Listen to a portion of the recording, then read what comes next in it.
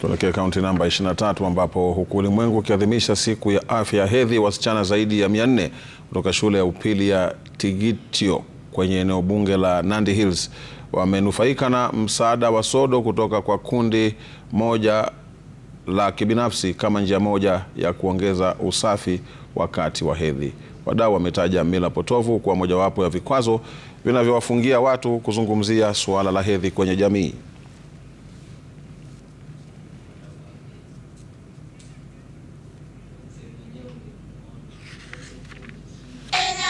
Katika kijiji cha Loreng, Letea, Turkana Magharibi, wasichana waliovunja ungo kutoka jamii ya wafugaji wamekuwa wakikumbana na changamoto nyingi wakati wa hedhi. Wengi wao hulazimika kujitenga na jamii kwa muda kutokana na imani za jadi na ukosefu wa vifaa vya usafi.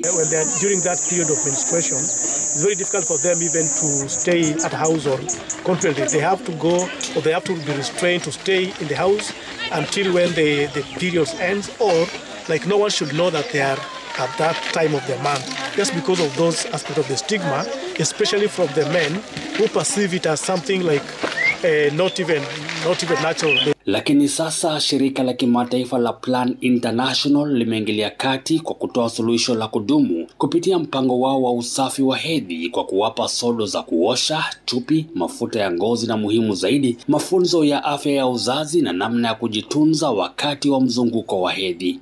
Tumewapatia suruali na hata pia tumewaonyesha jinsi ya kutumia hizi pads. Tumewaambia kwamba hii ambaye inatumika mara kadhaa inafaa aioshe baada ya kutumia, na hii lingine ambalo ni mara moja, akishatumia anaikunja vizuri, anaifunika vizuri na kuipeleka mahali ambapo uchafu inafaa iwekwe, ili baadaye wengine wataichoma, ama kama kuna choo karibu na hapo ataiweka kwa choo. So our aim as an organization is to ensure that we provide this information to the communities who need it most.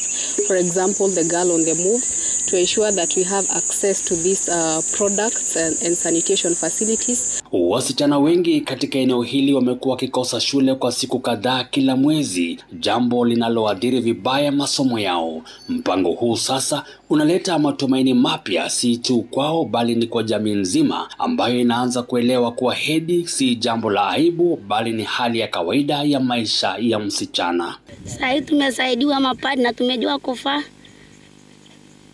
tumejua kuoga, tumejua wakati ya kufaa, ya kutoa. Basi tunashukuru sana, tunasema tusaidie tena kufunzwa. Katika ardhi kame ya Turkana ambako mila bado zina nguvu, mabadiliko haya yanachipua matumaini mapya ya usawa na utu kwa mtoto wa kike. With the availability of the pads, most of them are now able to go to school because the pads are available. That silence in menstruation has been addressed just because of the sensitization that has been done. Cheboit Manuel, runinga ya Citizen, nikiwa Loreng, Letea, Turkana ya Magharibi.